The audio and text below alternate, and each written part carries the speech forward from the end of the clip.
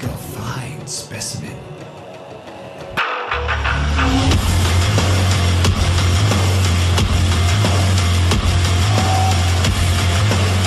He's everyone's favorite villain, he's everyone's favorite target of hate for both inside and outside the game. He's the thorn of ancient history and the bane of casual players everywhere. He's Kahn Ra.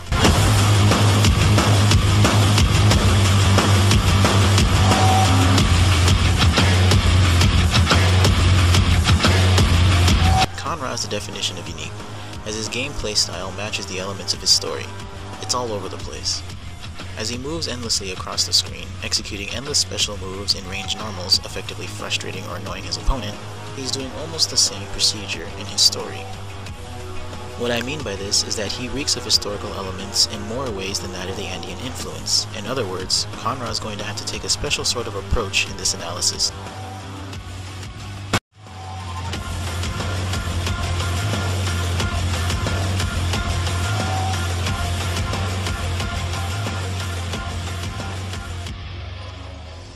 Kahn Ra takes his origin as an ancient Babylonian vizer. He was blessed with handsome physical features and the powerful ability of charismatic persuasion over people.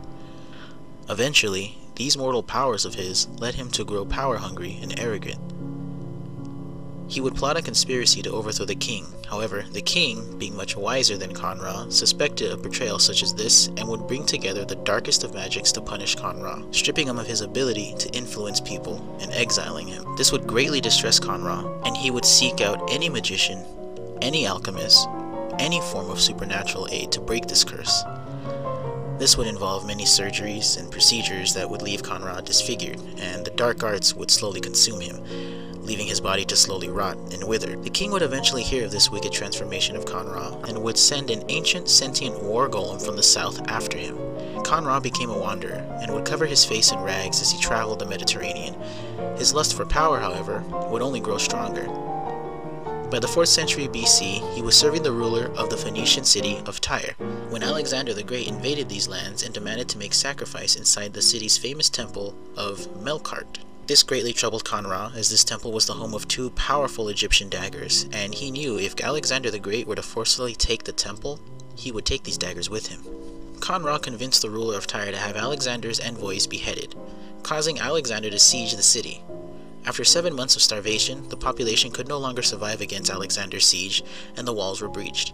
In the wake of the slaughter that followed, Kahn Ra slew the guards in the temple and took the daggers and escaped the city. He would flee across the Atlantic and would find himself in South America. Using his new powers of sorcery, he would convince the people that he was Viracocha. His story goes on to say that the sorcerer reigned as a petty tyrant in this little kingdom. Now there's way too much character here to ever give a full complete analysis of how unbelievable his elements of history satisfy, but there's one detail that I want to address that impresses me in ways I can't even describe.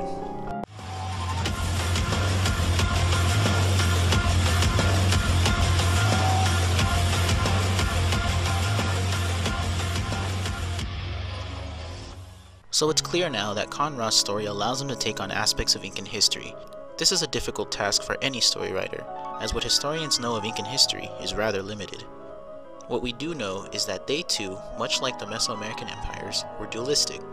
But what differentiated them from Mesoamerican empires was how they implemented these elements of dualism into much more than just their spiritual and philosophical lives. The Incan people believed in politics and law. In fact, this reality would cause them to create one of the very few utopias ever created in human history. This led the people of the ruled lands to treat their royalty as if they were deities. Remember when I mentioned that they would implement elements of dualism in their politics? Well, their hierarchy was split in 2. Men and women were seen as different in their culture, but treated as equals. Their politics were controlled equally by their Sapa Inca and their Koya. Together they ruled, and together they held separate responsibilities while ruling certain aspects as one. With the idea that these rulers were seen as godlike and otherworldly, it was believed that they truly never died. The only thing that withered was their physical bodies. They would only transfer their godlike personalities into their children.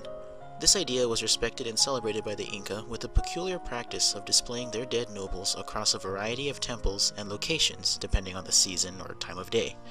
It was this element of Inca history that the story writers took advantage of, as it was this cultural belief that made it easy for Kahn Ra to overtake his kingdom given his rotted and decayed appearance. Killer Instinct once again manages to respect an unsuspecting aspect of history.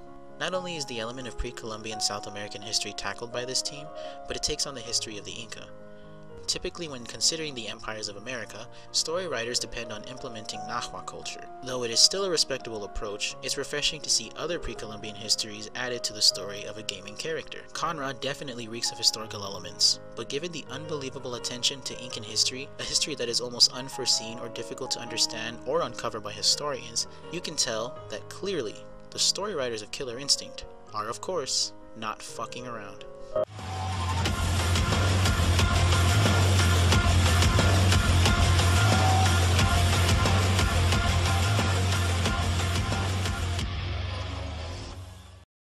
Kahn has a variety of looks that imply his constant involvement in history, but for this specific analysis, we'll focus mainly on his royal accessories.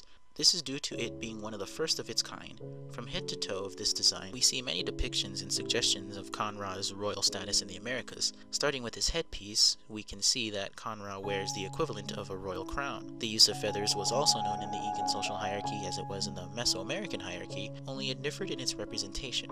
Where Nahua culture consisted of an abundance of feathers to signify royalty, Incan culture only held 2 or 3 feathers. What mattered was the rarity of the bird where the feathers came from, as well as its color. Placed on the center of the headpiece and the center of the royal shield upon their chest was a depiction of the Inca sun god, Inti, referencing their affiliation with the heavens. They would also wear heavy earrings with the same image of Inti, and what is striking to notice is that each and every one of these pieces can be found in Kahn-Ra's accessories. Even down to minor details such as their footwear was implemented into Kahn-Ra's look, and it's clear that the creators wanted as much a faithful representation of these characters that extended beyond their stories. Looks too can also feed off of cliches and misunderstandings of cultures, but as we've established before, these creators are not fucking around.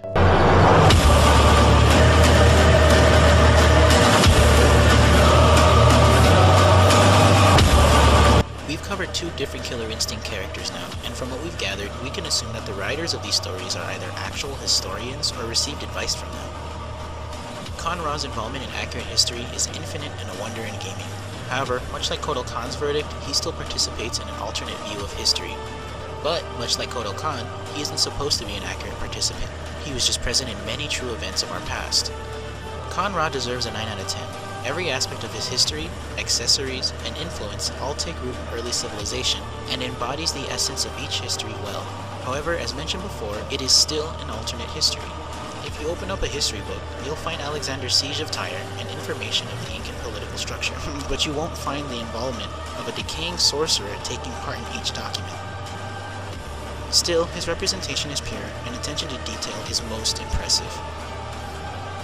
Breaking away from the lens of pre-Columbian history, we as gamers have an ocean of potential contributors of historical elements in the designs of each characters and their stories. Let's not forget that a sentient war golem was created in the same historical boundaries as Kahn-Ra's alter ego.